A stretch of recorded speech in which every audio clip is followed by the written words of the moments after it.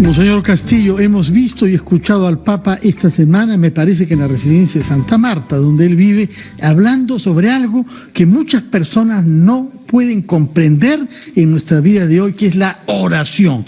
Y el Papa dijo, surge en el secreto de cada uno. Explíquenos, por favor, qué cosa es orar, qué cosa es rezar. Sí, en nuestra vida el ser humano es misterio a sí mismo porque no se da la vida y tampoco sabe luego qué hay después de la muerte. Y se pregunta, ¿para qué vivir, no, si voy a morir? La pregunta más grande por el sentido de la vida, ¿qué sentido tiene la vida? Es una pregunta no solamente de todos y universal, sino es una cosa inclusive personal, porque uno es misterio para sí mismo, uno mismo se sorprende de sí mismo, va tomando conciencia progresiva.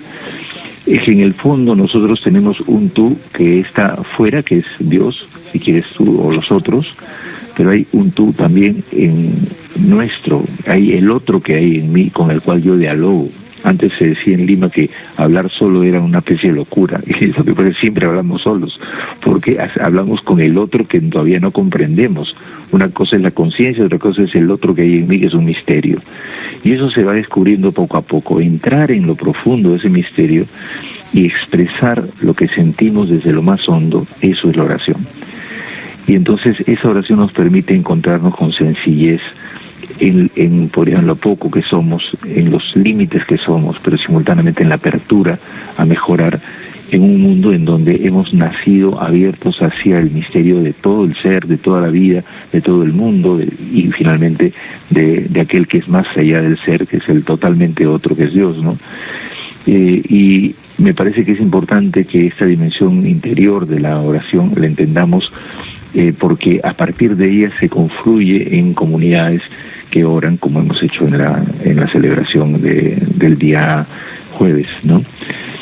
Y esto nos supone a todos el abrirnos al espíritu, ¿no? Que es de lo que nos van a hablar las lecturas del día de mañana, ¿no?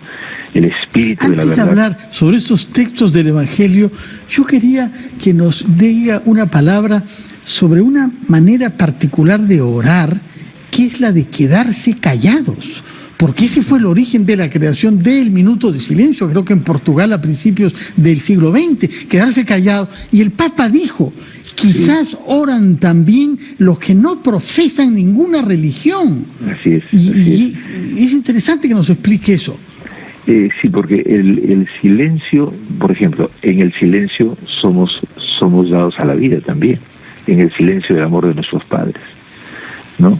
Y el silencio cuesta porque es una de las cosas que más cuesta, porque nos remite a lo más profundo de lo que somos. Sin embargo, nos sentimos bien después de un momento de silencio porque nos hemos encontrado con el origen, que es un misterio justamente, y el silencio lo expresa perfectamente.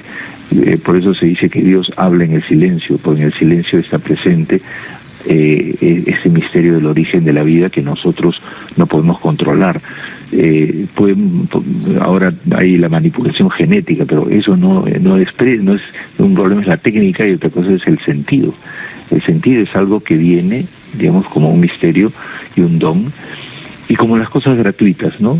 Se agradecen y se viven en el silencio, no hay que hacer tantas respuestas, tantas cosas, ¿no?